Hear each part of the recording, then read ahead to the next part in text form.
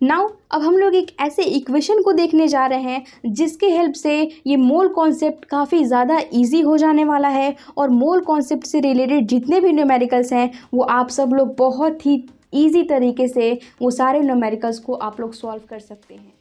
Hello friends, today we are going to discuss about the mole concept. So welcome to E classmates, your online study partner. Now let's start. तो आज का ये video class 9th और class 11th के prospective से काफ़ी ज़्यादा important होने वाला है। So please don't skip the video and let's get understand the whole topic. So mole concept क्या होता है और बेसिकली केमिस्ट्री में इसका यूज़ कहाँ है और क्यों है, इन सारे सवालों के जवाब को जानने से पहले हम लोग एक एग्जाम्पल को एज्यूम करते हैं, एक कंडीशन को एज्यूम करते हैं। ओके, सो मान लीजिए कि आप एक फ्रूट के स्टॉल पे गए हैं। ओके, एंड आपको यहाँ पे 2 फ्रूट्स को यहाँ पे ख़रीदना है। पहला फ्रूट्स एप्पल है एंड दूसरा फ्रूट का टाइप है बनाना। ओके, तो आप शॉपकीपर से क्या बोलोगे? So the simple answer is, आप बोलोगे भैया आप 1 kg एप्पल दे दो। ओके, अगर आपको बनाना मांगना है आप क्या बोलोगे? भैया आप 1 डज़न हमको बनाना दे दो।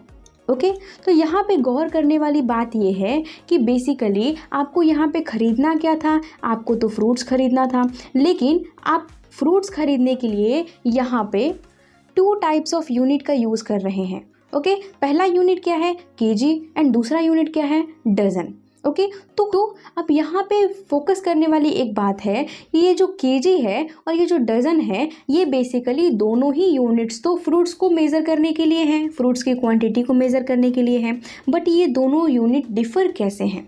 ओके, तो जो डिफ़र होने का जो मेन रीज़न है वो क्या है? इन यूनिट्स के मेज़रमेंट का बेसिस। ओके, तो यहाँ पे हम लोग क्लियरली इस चीज़ को ऑब्जर्व कर सकते हैं कि जो केजी यूनिट है ये बेसिकली मास के ऊपर बेस्ड है। ओके, नाउ ये जो डज़न है ये किसके ऊपर बेस्ड होता है? ये नंबर्स के ऊपर बेस्ड होता है। जैसे कि अगर आप बोलोगे भैया मुझे 1 डज़न बनाना दे दो, तो आपको यहाँ पे कितने बनानाज मिलेंगे? आपको 12 नंबर ऑफ बनानाज मिलेंगे। ओके, इसका मास कितना होगा कितना नहीं, इट डज़ंट मैटर। ओके, यहाँ पे आपको नंबर के बेसिस पे आपको बनाना दे दिया गया। नाउ अगर आपने यहाँ पे 1 kg एप्पल ख़रीदा है तो यहाँ पे नंबर्स ऑफ एप्पल्स क्या होंगे ये यहाँ पे मैटर नहीं करते हैं। ठीक है, यहाँ पे मैटर क्या करता है? यहाँ पे 1 kg उसका मास मैटर करता है। ओके, तो हम देख सकते हैं कि एक क्वांटिटी को मेज़र करने के लिए हम लोगों ने यहाँ 2 यूनिट्स को यहाँ पे हम लोगों ने एज्यूम किया है, 2 यूनिट्स का यूज़ किया है। ओके, एक यूनिट मास के ऊपर बेस्ड है और दूसरी यूनिट नंबर के ऊपर बेस्ड है। ओके, चलिए एक और एग्जांपल हम लोग लेट करते हैं जो कि हमारे केमिस्ट्री से रिलेटेड होगा। Okay, and that is the chemical equation. Now यहाँ पे हम लोग क्लियरली देख सकते हैं कि यहाँ पे 2 मॉलिक्यूल है। ओके, यहाँ पे 1 मॉलिक्यूल है। यहाँ पे जब हम लोग इसको बैलेंस करते हैं इक्वेशन को, तो हम लोग यहाँ पे इस तरीके से इसको बैलेंस करेंगे। ओके, नाउ यहाँ पे अगर हमको इस इक्वेशन को बताना है तो हम किस तरीके से इसको हम बताएंगे, किस तरीके से डिफाइन करेंगे? तो क्लियरली हम यहाँ पे बोल सकते हैं कि 2 मॉलिक्यूल ऑफ हाइड्रोजन। ओके, यानी कि हाइड्रोजन के 2 मॉलिक्यूल यहाँ पे किसके साथ रिएक्ट कर रहे हैं? 1 मॉलिक्यूल ऑफ ऑक्सीजन के साथ रिएक्ट कर रहा है। ठीक है, जैसा कि हम यहाँ पे देख सकते हैं, एंड ये मिलकर के क्या बना रहे हैं? बेसिकली यहाँ पे बन रहा है 2 मॉलिक्यूल ऑफ वाटर। ओके, क्योंकि H2O का मतलब क्या होता है? बेसिकली वाटर होता है। ठीक है, तो यहाँ बेसिकली इस केमिकल इक्वेशन में वाटर का फॉर्मेशन हो रहा है। ओके, नाउ इसी इक्वेशन को हम लोग दूसरे प्रोस्पेक्टिव से देख सकते हैं और ये हम लोग ये भी बोल सकते हैं that 4 gram of hydrogen molecule reacted with 32 gram of oxygen molecule to form 36 gram of water. Okay, तो यहाँ पे हम लोग देख सकते हैं केमिकल इक्वेशन तो सिर्फ एक ही है, लेकिन यहाँ पे जब हम लोगों को इस केमिकल इक्वेशन को बताना है तो इसको हम लोग 2 पर्सपेक्टिव से बता सकते हैं। पहला, हम लोग मॉलिक्यूल्स के नंबर्स के बेसिस पे बता सकते हैं। दूसरी चीज़, इनके मास के अकॉर्डिंग बता सकते हैं। ओके, जैसा हम लोगों ने प्रीवियस एग्जांपल में देखा था कि वहाँ पे वहाँ पे 2 यूनिट्स थे। पहला यूनिट मास के बेसिस पे था और दूसरा यूनिट नंबर्स के बेसिस पे था। ठीक इसी तरीके से हमारे इस केमिस्ट्री में इस केमिकल इक्वेशन के अंदर ये वाला जो हमारा पर्सपेक्टिव था ये किस बेसिस पे था, बेसिकली ये नंबर्स ऑफ मॉलिक्यूल्स यानी कि नंबर्स के बेसिस पे था। और ये वाली जो पर्सपेक्टिव थी ये किसके बेसिस पे थी, ये बेसिकली मास के बेसिस पे थी। ओके, तो ये चीज़ हम लोग अपने केमिस्ट्री के अंदर भी देख सकते हैं। नाउ अभी तक आप लोगों के मन में एक क्वेश्चन तो अराइज हो ही चुका होगा कि हम लोगों को तो यहाँ पे मोल कॉन्सेप्ट पढ़ना है, लेकिन हम लोग क्या ये सारी चीज़ें unit, quantity, basis of the units, ये सारी चीज़ें हम लोग क्यों पढ़ रहे हैं।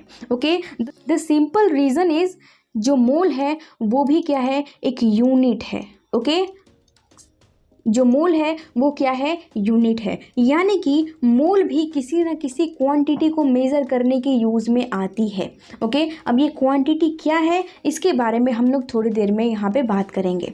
ओके, नाउ अब हम लोग बात करते हैं, जैसा हम लोगों ने प्रीवियस एग्जांपल में देखा है कि एक यूनिट केजी है, दूसरी यूनिट यहाँ पे हम लोगों ने डजन को देखा था। ओके, जो केजी यूनिट थी वो बेसिकली मास के बेसिस पे थी, जो डजन यूनिट थी वो बेसिकली नंबर्स के बेसिस पे थी। तो ये जो मोल है ये भी एक यूनिट है, ये भी किसी ना किसी क्वांटिटी को मेज़र करने के यूज़ में आती है। सो अब यहाँ पे एक क्वेश्चन अराइज होता है कि ये जो मोल है वो मास के बेसिस पे काम करता है या फिर ये नंबर के बेसिस पे कैलकुलेट किया जाता है। So the simple answer is कि ये नंबर के बेसिस पे कैलकुलेट किया जाता है। ओके, जैसा कि हम लोगों ने एग्जाम्पल देखा है कि एक डजन के अंदर कितने नंबर्स ऑफ आर्टिकल्स होते हैं, there are 12 numbers of articles. अगर हमको बनाना लेना है और हमको अगर बोलना है 1 डजन बनाना दे दो भैया, तो हमको कितना बनाना मिलेगा, हमको यहाँ पे 12 बनानाज मिलेंगे। ओके, नाउ हम लोग दूसरा एग्जांपल भी देख सकते हैं, 1 gross is equal to 144 articles. जैसे कि अगर आप स्टेशनरी शॉप पे जाते हो और आप अगर बोलते हो कि हमको 1 ग्रॉस पेंसिल दे दो, तो आपको कितने नंबर्स ऑफ पेंसिल मिलेंगे, यहाँ पे 144 नंबर्स ऑफ पेंसिल मिलेंगे। ओके, तो यहाँ पे ग्रॉस क्या है, ये भी एक यूनिट है और ये भी मेजर किस में हो रही है, ये नंबर्स के बेसिस पे हो रही है, मास के बेसिस पे नहीं हो रही है। तो मोल भी क्या है, बेसिकली मोल भी एक यूनिट होता है जो कि नंबर के बेसिस पे कैलकुलेट किया जाता है। ठीक है, और ये किस क्वांटिटी को मेजर करने के लिए होता है इसको अब हम लोग समझते हैं। ओके, तो अब हम लोग बात करते हैं कि जिस तरीके से यहाँ एक डजन में 12 आर्टिकल्स होते हैं, एक ग्रॉस में 144 आर्टिकल्स होते हैं, तो अब हम लोग बात करते हैं कि एक मोल के अंदर कितने नंबर्स ऑफ पार्टिकल्स होंगे। ओके, अब आप लोग सोचोगे कि यहाँ पे आर्टिकल्स की बात हो रही थी, यहाँ पे पार्टिकल्स क्यों आ गए। तो जैसा कि हम लोगों ने मैटर चैप्टर के अंदर पढ़ा है कि every matter is made up of particles. Okay, तो जैसे ही हम लोग केमिस्ट्री के लैंग्वेज में बात करते हैं तो वहाँ पे जानते हैं हम लोग कि कोई भी मैटर, चाहे वो सॉलिड हो, लिक्विड हो, गैस हो, वो कोई सा भी मैटर हो, सारे के सारे मैटर्स बेसिकली पार्टिकल्स के बने होते हैं। एंड हम लोगों ने एटम्स एंड मॉलिक्यूल्स चैप्टर में पढ़ा है कि ये पार्टिकल्स बेसिकली क्या होते हैं, ये एटम्स हो सकते हैं। ओके, नेक्स्ट क्या हो सकते हैं, ये मॉलिक्यूल्स हो सकते हैं, और ये क्या हो सकते हैं, ये आयंस भी हो सकते हैं। क्योंकि हम लोगों ने पढ़ा है कि ग्रुप ऑफ एटम्स को ही हम लोग बेसिकली मॉलिक्यूल्स कहते हैं, और वही ग्रुप्स ऑफ मॉलिक्यूल्स को मिला करके कंपाउंड बनता है, यानी कि कोई एक मैटर तैयार होता है। ठीक है, इसको बनने के लिए हो सकता है कि किसी एटम ने इलेक्ट्रॉन्स को लूज़ किया हो, किसी एटम्स ने बेसिकली इलेक्ट्रॉन्स को एक्सेप्ट किया हो। जब ऐसा कुछ एक्सेप्टेंस और डोनेशन का काम होता है तो उस कंडीशन में वो एटम आयंस बन जाता है। यानी कि बेसिकली केमिस्ट्री के लैंग्वेज में ये जो पार्टिकल्स है ये क्या है, बेसिकली एटम्स है, मॉलिक्यूल्स है, और ये क्या है, आयंस है। यानी कि अब हम लोग क्लियरली समझ सकते हैं कि ये जो मोल है वो बेसिकली किस क्वांटिटी को मेज़र करने के लिए यूज़ होती है, तो बेसिकली वो एटम्स, मॉलिक्यूल्स और आयंस को कैलकुलेट करने के लिए यूज़ होती है। दूसरी चीज़ कि ये जो मोल है वो बेसिकली नंबर पे बेस्ड होता है। यानी कि बेसिकली हमको यहाँ पे कैलकुलेट क्या करना है कि मोल में यहाँ पे कितने नंबर्स ऑफ पार्टिकल्स होंगे, यानी कि कितने नंबर्स ऑफ एटम्स होंगे, कितने नंबर्स ऑफ मॉलिक्यूल्स होंगे, और कितने नंबर्स ऑफ आयंस होंगे। यानी कि अब हम लोग मैटर में यहाँ पे एटम्स को भी कैलकुलेट कर सकते हैं कि कितने एटम्स उस मैटर में प्रेजेंट हैं, कितने मॉलिक्यूल्स प्रेजेंट हैं, और कितने आयंस प्रेजेंट हैं।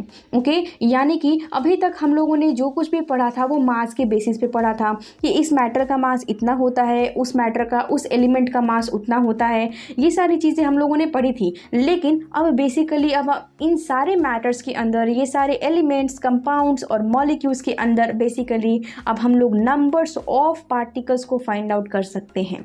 ओके, सो अब एक क्वेश्चन यहाँ पे अराइज होता है कि जिस तरीके से एक डजन के अंदर 12 आर्टिकल्स हैं, एक ग्रॉस के अंदर 144 आर्टिकल्स हैं, तो एक मोल के अंदर कितने नंबर्स ऑफ पार्टिकल्स होते हैं, ये चीज़ को अब हम लोगों को पता करना है। सो इस चीज़ को फाइंड करने का जो प्रोसेस होता है, उस प्रोसेस को समझने से पहले हम लोग एक एग्जांपल को एज्यूम करते हैं, जो एग्जांपल इस प्रोसेस को समझने के लिए काफ़ी ज़्यादा हेल्प करने वाला है। सो अगेन आप यहाँ पे एक फ्रूट्स के स्टॉल पे जाओगे एंड मान लो कि आपको यहाँ पे 1 kg एप्पल ख़रीदना है। ओके, आपको यहाँ पे 1 kg एप्पल ख़रीदना है। आपने 1 kg एप्पल तो ख़रीद लिया, ये किस बेसिस पे ख़रीदा है, ये मास के बेसिस पे ख़रीदा है। नाउ अब आपका मन कर रहा है कि आप पता करो कि इस 1 kg एप्पल में कितने नंबर्स ऑफ एप्पल्स प्रेजेंट हैं। अब आपको ये चीज़ कैलकुलेट करना है, तो आप क्या कर सकते हो, आप बेसिकली काउंटिंग कर सकते हो। 1 kg बहुत कम एप्पल्स होते हैं, इसमें आप नंबर्स ऑफ एप्पल्स को इजीली काउंटिंग करके कैलकुलेट कर सकते हो, ठीक है। लेकिन यही अगर 100 kg अगर एप्पल हुआ तो फिर आप वहाँ पे काउंटिंग कैसे कर सकते हो, वहाँ पे काउंटिंग करना काफ़ी डिफ़िकल्ट हो जाएगा, क्योंकि ये जो मास है वो काफ़ी ज़्यादा है एप्पल का। ओके, यहाँ पे काउंटिंग थोड़ी सी डिफ़िकल्ट हो जाएगी, ठीक है। लेकिन फिर भी आपको यहाँ पे नंबर ऑफ़ एप्पल्स को तो फाइंड आउट करना है। तो लेट सपोज कि हमको 1 kg के अंदर ही यहाँ पे नंबर ऑफ़ एप्पल्स को यहाँ पे फाइंड आउट करना है। तो इस चीज़ को फाइंड आउट करने के लिए हम लोग यहाँ पे एक कंडीशन को एज्यूम करते हैं। ओके, मान लेते हैं कि जितने भी एप्पल्स हैं उनका मास इक्वल है। ओके, जितने भी एप्पल्स हैं यहाँ पे सारे के मासेस क्या हैं, इक्वल हैं। ओके, और यहाँ पे हम एज्यूम कर रहे हैं कि एक एप्पल का मास कितना है, वो 100 ग्राम है। ओके, एक एप्पल का मास है 100 ग्राम। नाउ अब हमको फाइंड करना है कि 1 kg एप्पल में कितने नंबर्स ऑफ एप्पल होंगे, या फिर 100 kg एप्पल्स में कितने नंबर्स ऑफ एप्पल्स होंगे। ओके, तो यहाँ पे फटाफट से देख लेते हैं कि 1 kg में कितना ग्राम होता है। तो जैसा कि हम लोगों ने मैथ्स में पढ़ा है कि 1 kg that is equals to 1000 grams. Okay, यानी कि हम लोगों को 1000 ग्राम के अंदर यहाँ पे नंबर ऑफ एप्पल्स को फाइंड आउट करना है। ओके, तो हम लोग यहाँ पे क्लियरली देख सकते हैं कि 100 ग्राम का एक एप्पल है। ओके, नाउ अब हमको क्या फाइंड करना है कि 1000 ग्राम में कितने एप्पल्स होंगे। तो हम लोग यहाँ पे सिंपल सा यूनिटरी मेथड का यूज़ करेंगे और सबसे पहले यहाँ पे हम लोग 1 ग्राम का वैल्यू निकालेंगे कि 1 ग्राम के अंदर कितने नंबर्स ऑफ एप्पल्स हैं, ठीक है। 1 ग्राम निकालने के बाद हम लोग यहाँ पे 1000 ग्राम का हम लोग वैल्यू निकाल सकते हैं कि 1000 ग्राम में नंबर्स ऑफ एप्पल्स कितने होंगे। तो यहाँ पे सिंपल सा कैलकुलेशन हम लोग करके देख सकते हैं और यहाँ पे हम लोग देख सकते हैं कि 1000 ग्राम में 10 एप्पल्स हम लोगों को यहाँ पे फाइंड आउट हुए हैं, ठीक है। यहाँ पे 1000 ग्राम का मतलब क्या है, 1 kg, यानी कि हम लोगों ने यहाँ पे फाइंड आउट कर लिया कि 1 kg में कितने नंबर्स ऑफ एप्पल्स हैं, and that is 10 numbers of apples यहाँ पे प्रेजेंट हैं।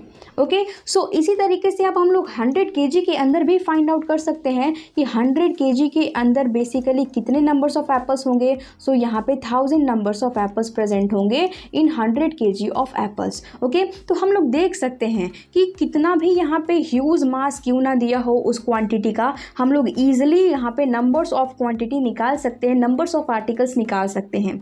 कब निकाल सकते हैं, जब हमको वहाँ पे एक आर्टिकल का मास पता हो, ठीक है। दूसरी चीज़ कि सारे आर्टिकल्स का मास भी इक्वल होना चाहिए। जैसे यहाँ पे एक एप्पल का मास 100 ग्राम है, डैट मीन्स कि यहाँ पे सारे ही एप्पल्स का मास यहाँ पे क्या होगा, 100 ग्राम ही होगा, तभी जाके हम लोग इस तरीके से इसको कैलकुलेट कर सकते हैं। ओके, नाउ आई होप कि ये एग्जाम्पल और ये प्रोसेस आप लोगों को अच्छी तरीके से समझ में आ गई होगी।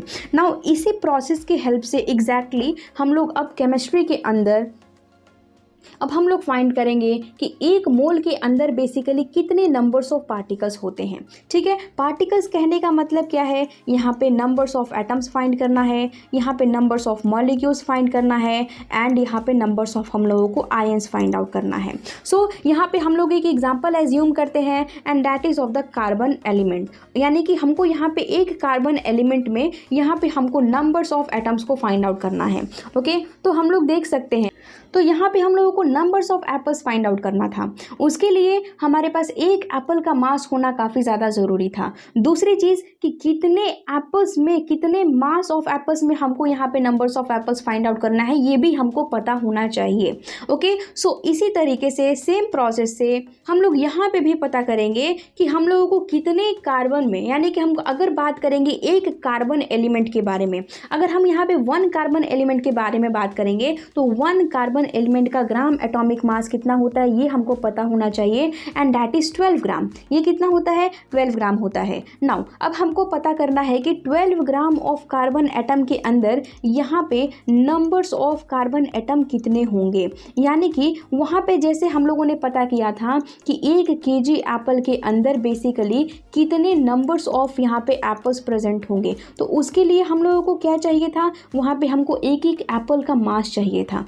ओके, तो यहाँ पे भी हमको क्या चाहिए, एक कार्बन के एटम का यहाँ पे बेसिकली मास चाहिए, ठीक है, और वो मास कितना होता है, दैट इज़ 1.9924 इंटू 10⁻⁻23 ग्राम होता है। ओके, वहाँ पे क्या था कि हर एक एप्पल का मास इक्वल था, तो यहाँ पे भी क्या है, हर एक एटम का मास इक्वल ही होता है, जैसा कि हम लोगों ने अपने डाल्टन एटॉमिक थ्योरी में और उसके ड्रॉबैक में हम लोगों ने इस चीज़ को देखा है। एक एक्सेप्शनल केस होता है जिसको हम लोग आइसोटोप्स कहते हैं, उसमें जो एटम्स का मास होता है वो चेंज हो जाता है, अदरवाइज वो हमेशा ही वो सेम रहता है, ठीक है। सो बेसिकली यहाँ पे एक कार्बन एटम का जो मास है वो हमको पता है, और हमको कितने मास में बेसिकली फाइंड करना है नंबर्स ऑफ कार्बन एटम वो भी हमको पता है। सो हम लोग जिस तरीके से एप्पल के केसेस में जो हम लोगों ने यूनिटरी मेथड को अप्लाई किया था, ना उसी यूनिटरी मेथड को हम लोग यहाँ पे अप्लाई करेंगे, एंड यहाँ पे हम लोग नंबर्स ऑफ कार्बन एटम को फाइंड आउट करेंगे। सो यहाँ पे हम लोग देख सकते हैं कि 1.9924 इंटू 10⁻⁻23 ग्राम में यहाँ पे कितने नंबर्स ऑफ कार्बन एटम है, 1 कार्बन एटम है, ठीक है। यहाँ पे हम लोग क्लियरली देख सकते हैं। सो यहाँ पे यूनिटरी मेथड को यूज़ करते हुए सबसे पहले हम लोग 1 ग्राम के बारे में निकालेंगे कि 1 ग्राम में बेसिकली कितने numbers of carbon atoms present हैं। ओके, तो यहाँ पे हम लोग देख सकते हैं इतने numbers of carbon atoms present हैं। सो इसी प्रोसेस से अब हमको कितने ग्राम में निकालना है, अब हमको निकालना है 12 ग्राम में। तो 12 ग्राम ऑफ कार्बन एटम के अंदर अब हम देखने जा रहे हैं कि बेसिकली कितने कार्बन एटम्स प्रेजेंट होंगे। सो यहाँ पे सिंपल सा यूनिटरी मेथड को अप्लाई करना है, जो हम लोग काफ़ी पहले से जानते आ रहे हैं, जो कि काफ़ी एक सिंपल प्रोसेस होता है, तो हम लोग उसी को यहाँ पे अप्लाई करेंगे। नाउ यहाँ पे जब हम लोग इसको कैलकुलेट करेंगे तो इसकी जो वैल्यू है वो बेसिकली हमको कितनी मिलेगी, 6.022 इंटू 10⁻23 मिलेगी। यानी कि हम लोग देख सकते हैं कि 12 ग्राम ऑफ कार्बन में हम लोगों को यहाँ पे 6.022 इंटू 10⁻23 कार्बन एटम्स देखने को मिला। ओके, नाउ अब हम लोग इसी कॉन्सेप्ट को यहाँ पे हम लोग दूसरे एग्जाम्पल के थ्रू समझते हैं, and that example is of the oxygen molecules. Okay, now again यहाँ पे ऑक्सीजन मॉलिक्यूल्स का बेसिकली हमको मास चाहिए कि एक ऑक्सीजन मॉलिक्यूल्स का ग्राम मॉलिक्यूलर मास कितना होता है, and that is 32 gram. Okay, यानी कि 1 O2 का मास कितना होता है, 1 मॉलिक्यूल ऑफ O2 मास कितना होता है, बेसिकली 32 ग्राम होता है। नाउ अब हम लोग को फाइंड करना है कि 32 ग्राम में बेसिकली नंबर्स ऑफ मॉलिक्यूल्स कितने होंगे, किसके, O2 के मॉलिक्यूल्स कितने होंगे। ओके, तो इसको फाइंड करने के लिए बेसिकली हमको एक O2 के मॉलिक्यूल का मास चाहिए, ठीक है, and that is 5.313 into 10⁻⁻23 gram. Again यहाँ पे हम लोग वही यूनिटरी मेथड का यूज़ करेंगे जो हम लोगों ने कार्बन एटम्स के केस में किया था और वही एप्पल के केस में किया था। सो यहाँ पे हम लोग इजीली बता सकते हैं कि 32 ग्राम ऑफ O2 मॉलिक्यूल के अंदर यहाँ पे नंबर्स ऑफ मॉलिक्यूल्स कितने होंगे, that is equals to 32 gram upon में 5.313 इंटू 10⁻⁻23 ग्राम। ओके, यहाँ पे ग्राम से ग्राम कैंसिल हो जाएगा। नाउ इसको हम लोग अगर कैलकुलेट करेंगे तो ये जो वैल्यू है वो कितनी मिलेगी हम लोगों को, 6.022 इंटू 10⁻23। यहाँ पे हमको O2 के मॉलिक्यूल्स देखने को मिलेंगे। तो यहाँ तो यहाँ पे हम लोग देख सकते हैं कि 32 ग्राम ऑफ O2 मॉलिक्यूल्स में बेसिकली 6.022 इंटू 10⁻23 O2 मॉलिक्यूल्स हम लोगों को देखने को मिलेंगे। ओके, नाउ अब हम लोग इस चीज़ को क्या बोलेंगे, जैसे कि हम लोगों ने बोला था कि 1 kg एप्पल के अंदर यहाँ पे कितने नंबर्स ऑफ एप्पल्स प्रेजेंट थे, तो 10 प्रेजेंट थे। तो बेसिकली जो 1 kg है ना, इसको हम लोग अगर बेस मान लेते हैं तो इसी को हम लोग बेसिकली केमिस्ट्री की लैंग्वेज में क्या कहते हैं,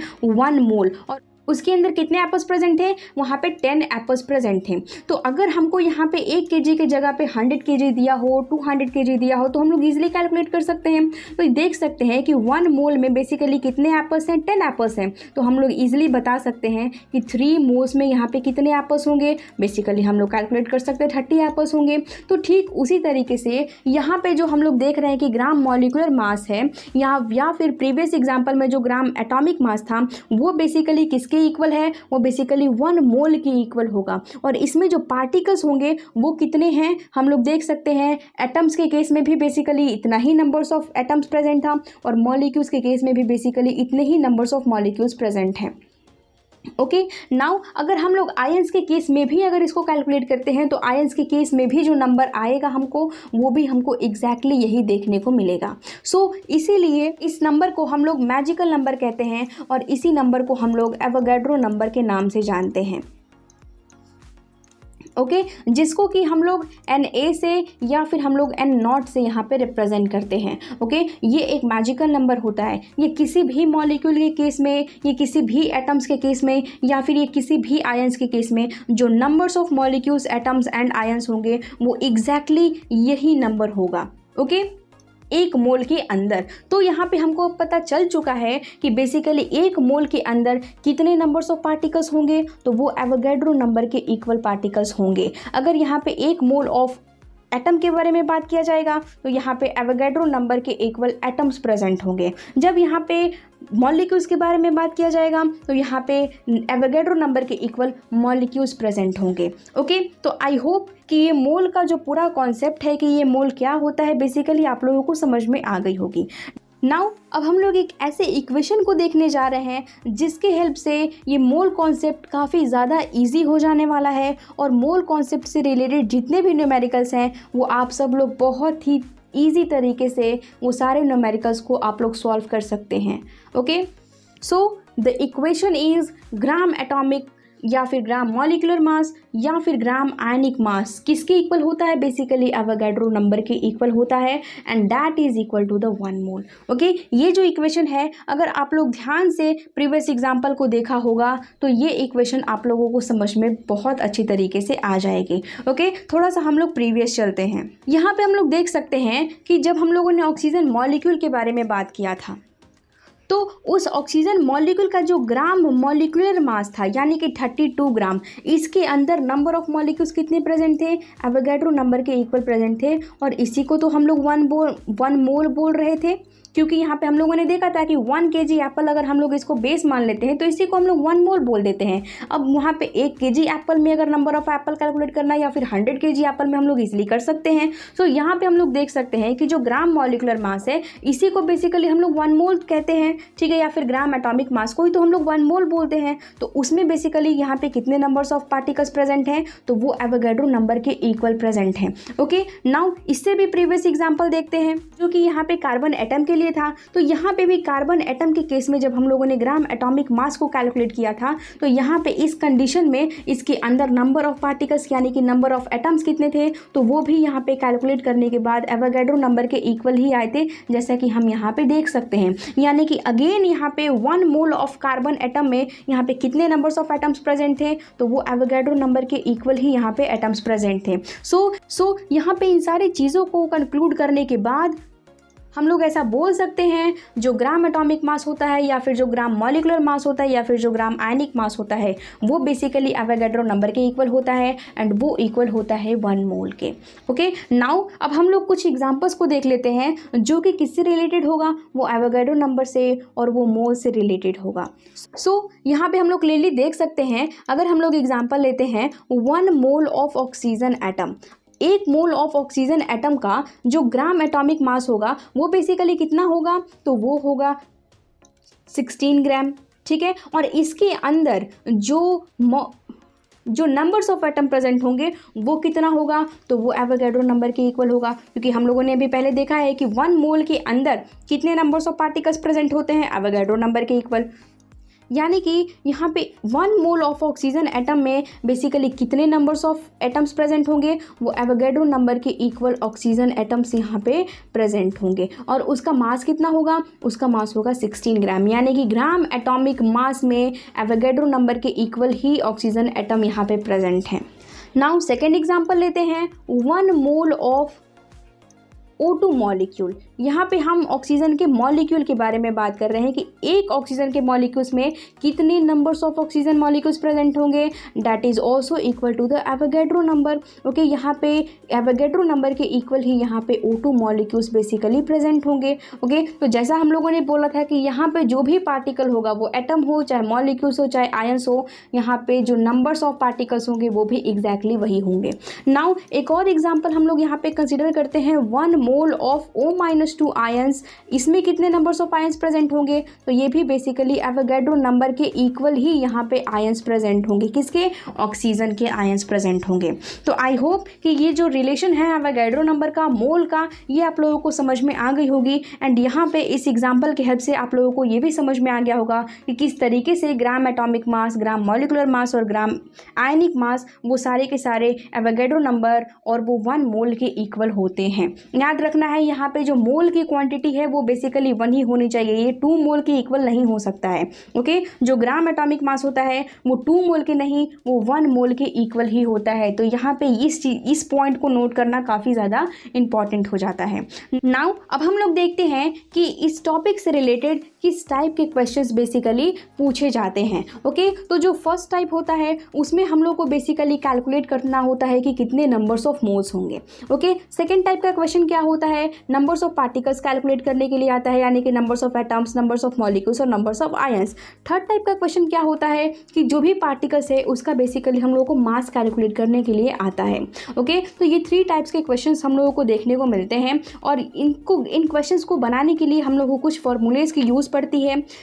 खैर, ये सारे फॉर्मूला को याद करना ज़रूरी नहीं है अगर आपने प्रीवियस इक्वेशन को याद रखा है तो, ठीक है। तो प्रीवियस इक्वेशन को अगर याद रखेंगे तो फॉर्मूले को यूज़ करने की बिल्कुल भी ज़रूरत नहीं पड़ने वाली है, लेकिन फिर भी हम लोग यहाँ पे सारे फॉर्मूलेज को बेसिकली देख लेते हैं। तो जो सबसे पहला फॉर्मूला है वो क्या है, basically mole is equal to, यानी कि number of moles is equal to given mass upon में पार्टिकल्स का ग्राम मास, यानी कि वो पार्टिकल्स कोई भी हो, अगर वो एटम होगा तो ग्राम एटॉमिक मास, मॉलिक्यूल होगा तो ग्राम मॉलिकुलर मास और अगर आयन होगा तो ग्राम आयनिक मास। इसको बेसिकली हम लोग कैपिटल M से डिनोट करते हैं एंड जो गिवन मास होता है उसको बेसिकली हम लोग स्मॉल m से डिनोट करते हैं। जैसा कि हमको यहाँ पे एप्पल के केस में क्या था कि वहाँ पे जो हमको गिवन मास था वो कितना था, 1 kg, यानी कि हमको 1 kg में फाइंड करना था नंबर्स ऑफ एप्पल्स, ठीक है। लेकिन हमको क्या पता था, 1 एप्पल का मास हम लोगों को पता था, ठीक है। तो बेसिकली एप्पल क्या है, वो पार्टिकल है, ठीक है। ये आर्टिकल था, यहाँ पे केमिस्ट्री में पार्टिकल हो गया है, ठीक है। तो इसका मतलब कि जितने मास में हम लोगों को नंबर्स कैलकुलेट करना है, नंबर्स ऑफ मोल कैलकुलेट करना है, उसको हम लोग गिवन मास बोलते हैं। और जो उसका ग्राम एटॉमिक मास या फिर ग्राम मॉलिकुलर मास या फिर ग्राम आयनिक मास होता है उसको बेसिकली हम लोग पार्टिकल्स का ग्राम मास यानी कि कैपिटल M बोलते हैं। और इसको अगर हम लोग इसे डिवाइड कर देते हैं, जैसे कि हम लोगों ने यहाँ पे डिवाइड किया था 1000 ग्राम को, अगर हम लोगों ने 1 एप्पल के मास से डिवाइड किया था, दैट इज़ 100 ग्राम से डिवाइड किया था, तो हमको नंबर्स ऑफ यहाँ पे एप्पल्स मिल गए थे। उसी तरीके से यहाँ पे भी हमको नंबर्स ऑफ मोल्स मिल जाएंगे। ओके, जो सेकंड फार्मूला होता है वो क्या होता है, नंबर्स ऑफ पार्टिकल्स को कैलकुलेट करने के लिए, ठीक है। और नंबर्स ऑफ पार्टिकल्स क्या होंगे, basically numbers of moles into Avogadro number. Okay, जैसा कि मान लीजिए कि 1 मोल में नंबर ऑफ पार्टिकल्स कितने होते हैं, एवोगैड्रो नंबर के इक्वल होते हैं, ठीक है। लेकिन अगर हमको यहाँ पे 2 मोल के अंदर, लेट सपोज कि हमको यहाँ पे 2 मोल के अंदर हमको नंबर ऑफ पार्टिकल्स को कैलकुलेट करना है, तो नंबर ऑफ पार्टिकल्स क्या होगा, number of moles into Avogadro number, यानी कि 2 इंटू एवोगैड्रो नंबर की जो वैल्यू होगी वही क्या होगी, नंबर ऑफ पार्टिकल्स की वैल्यू होगी। ओके, नेक्स्ट फॉर्मूला जो होता है बेसिकली मास को कैलकुलेट करने के लिए होता है, और ये मास क्या है, ये गिवन मास है, जो स्मॉल m यहाँ पे हम लोग देख सकते हैं वो है। तो यहाँ से हम लोगों ने इस फॉर्मूले को डिराइव किया है कि जैसे कि अगर मोल्स को यहाँ पे नंबर ऑफ पार्टिकल्स के ग्राम मास से यहाँ पे मल्टीप्लाई कर देंगे, देन हम लोगों को यहाँ पे उसका गिवन मास जो है वो हम लोग कैलकुलेट कर सकते हैं। ओके, नाउ यहाँ पे जो हम लोगों ने मोल का कैलकुलेट किया है वो किसके रिलेटिव कैलकुलेट किया है, वो मासेस के रिलेटिव कैलकुलेट किया है। ठीक है, नाउ एक और फॉर्मूला होता है टू कैलकुलेट द मोल, और वो किसके रिलेटेड होता है, वो नंबर्स ऑफ पार्टिकल्स और एवोगाड्रो नंबर के इक्वल होता है। ठीक है, अगर आपको यहाँ पे नंबर ऑफ पार्टिकल्स दिया है और आपको मोल्स कैलकुलेट करना है कि वो कितना मोल की इक्वल होगा, तो बेसिकली वही नंबर ऑफ पार्टिकल्स को जब आप एवोगाड्रो नंबर से डिवाइड कर देंगे तो आप वहाँ से नंबर ऑफ मोल्स को ईजिली कैलकुलेट कर सकते हैं। ठीक है, ये जो फॉर्मूला है वो बेसिकली इस फॉर्मूले से डिराइव किया गया है, और ये जो मास वाली फॉर्मूला है वो बेसिकली फर्स्ट फॉर्मूले से डिराइव की गई है। ओके, तो ये जो 4 फॉर्मूला आप लोग यहाँ देख सकते हो, ये जो 4 फार्मूलाज हैं ये बेसिकली आप लोगों को याद रखने की कोई ज़रूरत नहीं है। ठीक है, अगर आप लोगों को प्रीवियस इक्वेशन याद है तो ठीक है, अगर प्रीवियस इक्वेशन नहीं समझ में आता है या फिर नहीं याद होता है, देन आफ्टर आपको ये फॉर्मूले को याद करना काफ़ी ज़्यादा इंपॉर्टेंट होगा। ओके, तो आज के वीडियो में जाते जाते हम लोग फटाफट से एक एग्जाम्पल को सॉल्व कर लेते हैं ताकि ये पूरा मोल का कॉन्सेप्ट हम लोगों को बहुत ही अच्छे तरीके से समझ में आ सके। सो यहाँ पे हम लोगों को बेसिकली कैलकुलेट करना है the number of atoms in 24 gram of carbon atom. Okay, तो यहाँ पे हमको क्या किया है, यहाँ पे हमको मास दिया है, गिवन मास दिया है, यहाँ पे क्वेश्चन में हमको मास दिया है, हमको कितने में निकालना है, हमको निकालना है 24 ग्राम ऑफ कार्बन एटम में।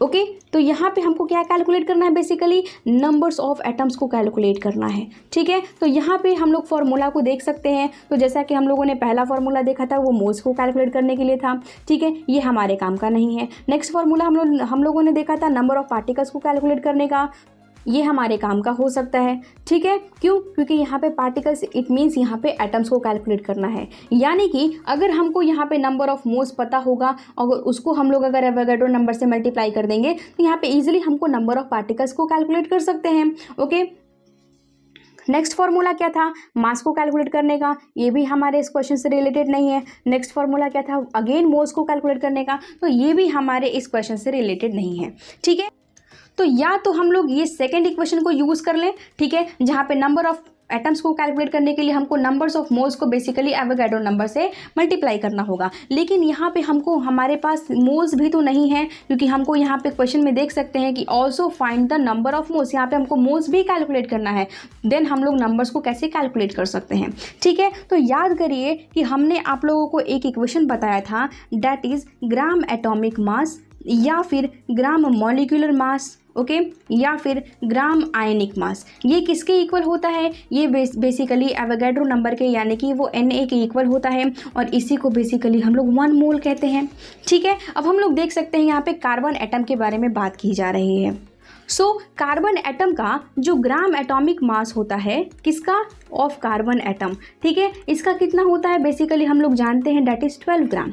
ओके, यानी कि 12 ग्राम ऑफ कार्बन एटम में हम लोग, अब यहाँ से हम लोग को थोड़ा सा समझना है कि ग्राम एटॉमिक मास में कितने नंबर्स ऑफ पार्टिकल्स होते हैं, एवोगाड्रो नंबर के इक्वल, यानी कि 12 ग्राम ऑफ कार्बन एटम के अंदर यहाँ पे कितने नंबर्स ऑफ पार्टिकल्स हैं, तो एवोगाड्रो नंबर के इक्वल यहाँ पे कार्बन एटम्स प्रेजेंट हैं, और इसी को हम लोग क्या कहेंगे, 1 मोल कहेंगे। हम लोग इस इक्वेशन के थ्रू समझ सकते हैं।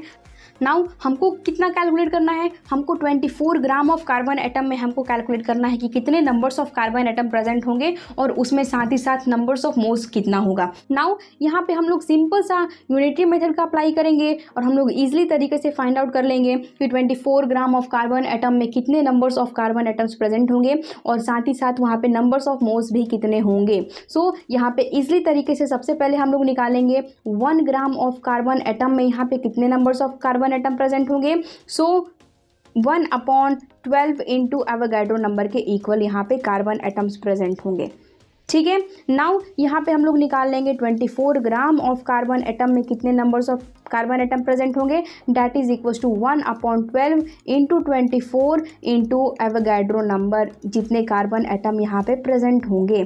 ठीक है, तो यहाँ पे हम लोग ईजिली तरीके से निकाल सकते हैं 2 इंटू एवोगैड्रो नंबर। तो यहाँ पे आप लोग कैलकुलेट करके देख लेना कि यहाँ पे जो कार्बन एटम है वो कितना कार्बन एटम प्रेजेंट है, कितने में, 24 ग्राम ऑफ कार्बन एटम में, और इसका आंसर आप लोग यहाँ पे कमेंट बॉक्स में मेंशन करना। ओके, नाउ साथ ही साथ अब आप लोग को ये भी यहाँ पे कैलकुलेट करना है कि basically 24 gram of carbon atom में नंबर्स ऑफ मोल्स कितने होंगे। चाहे तो आप इस फॉर्मूले को भी यूज़ कर सकते हैं या फिर आप लोग इस इक्वेशंस को भी यूज़ कर सकते हैं। ओके, आपका जो मन आप उसको प्रेफर करो। ठीक है, और उसको करने के बाद आप लोग यहाँ पे बेसिकली इसका फाइनल आंसर कैलकुलेट करो एंड साथ ही साथ यहाँ पे नंबर्स ऑफ मोल्स को कैलकुलेट करके कमेंट बॉक्स में मेंशन करो।